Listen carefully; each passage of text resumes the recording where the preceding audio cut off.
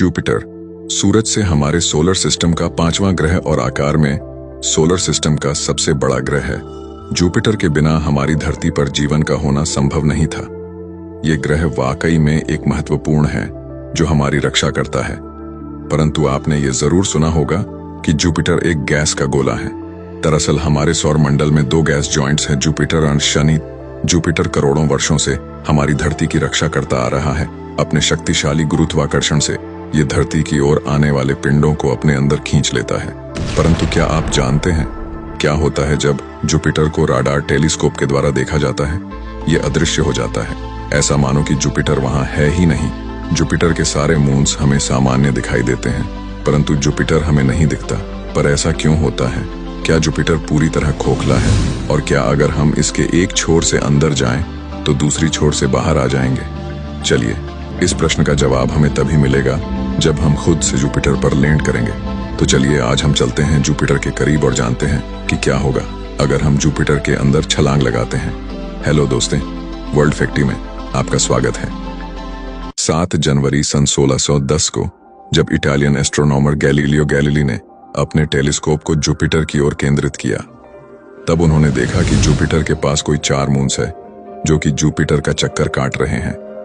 इससे गलियों को यह आभास हुआ कि हमारी पृथ्वी असल में केंद्र नहीं है, बल्कि अंतरिक्ष में प्रत्येक ऑब्जेक्ट एक दूसरे ऑब्जेक्ट का चक्कर लगाता है। जुपिटर आकार में बहुत ही बड़ा है। इसका मास सूरज के मास का 1/1000वां हिस्सा है, लेकिन सौर मंडल के बाकी सभी ग्रहों के मास को जोड़ने पर भी इसका मास उस संयुक्त मास का 2.5 गुना है। यानी जुपिटर अन्य सभी ग्रहों की तुलना में काफी बड़ा है।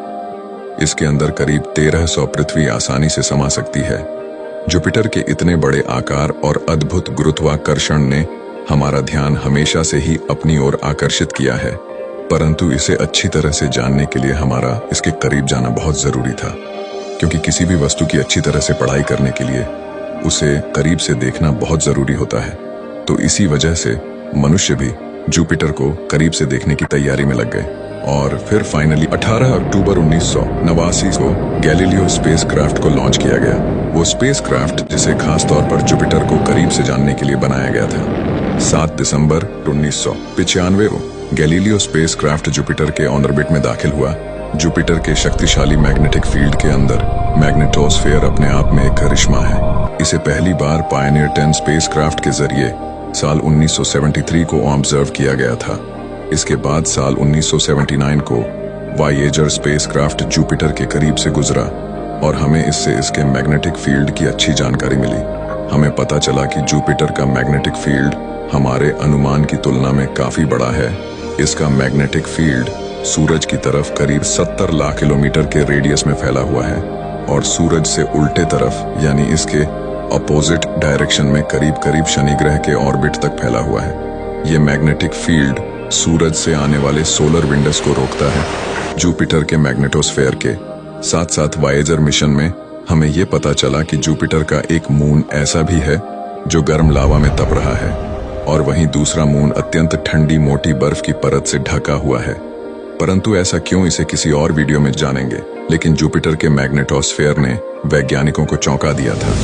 आखिरकार इस गैस के गोले में से इतने ताकतवर मैग्नेटिक स्टॉर्म्स कैसे उत्पन्न हो सकते थे? जुपिटर के वायुमंडल में लगभग 75% हाइड्रोजन, 24% हीलियम और 6% बाकी के एलिमेंट्स हैं, जैसे कि methane, ethane water vapour, ammonia, silicon based compound, carbon, hydrogen sulphide, neon और सल्फर। क्या जुपिटर का भी कोई मेटल कोर है? क्या ये सिर्फ गैस का बना हुआ नहीं है? इसे जानना ही गैलीलियो स्पेसक्राफ्ट का मिशन है। साल 1995 में कक्षा में प्रवेश करते ही गैलीलियो अपने काम में लग गया। गलियों ने हमें जुपिटर के 4 बड़े चंद्रमा को, यूरोपा, गैनीमेड, आयोग, कैलिस्टो को करीबी से दिखाया। इसके जरिए हमने जुपिटर के और भी अन्य चंद्रमा को भी देखा। वर्तमान में जुपिटर के पास 79 चंद्रमा है जिसे खगोलविदों ने खोजा है। जुपिटर को करीब से देखने पर हमें इसमें चलने वाले रंगीन तूफानी बादल देखने को मिलते हैं, जो जुपिटर के रूप को एक आकर्षक रूप देता है। परंतु इस दैत्याकार ग्रह में यह तूफान देखने में जितने सुंदर लग रहे हैं, वास्तव में उतने ही खतरनाक और जानलेवा है। जुपिटर के बादलों में दिखने वाला ये ग्रेट रेड स्पॉट असल में एक दैत्याकार चक्रवर्ती तूफान है जो पिछले 350 सालों से जुपिटर के आसमान में चल रहा है।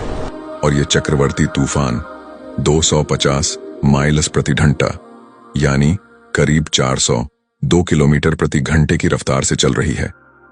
ये ग्रेट रेड स्पॉट आकार में हमारी पृथ्वी से भी बड़ा है, तो आप सोच सकते हो कि ये सुंदर सा लाल धब्बा कितना खतरनाक है। जुपिटर में ऐसे और भी छोटे रेड स्पॉट्स हैं। जुपिटर हमारे सौरमंडल का सबसे बड़ा प्लैनेट होने के साथ ही साथ सबसे तेज घर्षण करने वाला प्लांट भी है।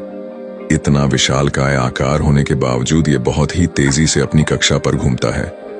जुपिटर का इक्वेटर करीब 1600 किलोमीटर प्रति घंटे की रफ्तार से घूर्णन करता है और जुपिटर का एक दिन केवल 9.5 घंटे का होता है, वही हमारी धरती का एक दिन 24 घंटों का होता है। तो इसी से आप अंदाजा लगा सकते हैं कि जुपिटर उतना बड़ा होने के बावजूद कितनी तेजी से घूर्णन करता है। और जुपिटर का यही घूर्णन इसके वायुमंडल में उथल पुथल पैदा करती है। जुपिटर के बादल आपको अलग अलग दिशाओं में बहने वाले तूफानों की तरह दिखेंगे जो लगातार बह रही है। पृथ्वी पर ऐसे साधारण चक्रवर्ती तूफान जमीन पर आते ही खत्म हो जाते हैं, परंतु जुपिटर में ऐसा नहीं होता। जुपिटर पर कोई जमीन नहीं है, बल्कि इसका गर्म आंतरिक वायुमंडल इन तूफानों को और भी तेज करता रहता है।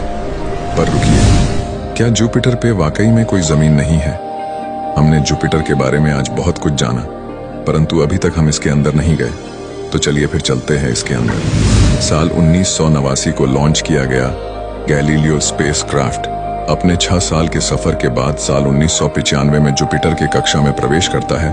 इस मिशन के जरिए जुपिटर के मोस्ट तथा इस प्लांट के करीबी से कई तस्वीरें ली जाती हैं, परंतु इस ग्रह को और अच्छे से जानने के लिए हमारा इसके अंदर जाना बेहद आवश्यक था, क्योंकि किसी भी पिंड सत्य को करीबी से जानने के लिए उस पर लैंड करना सबसे जरूरी होता है।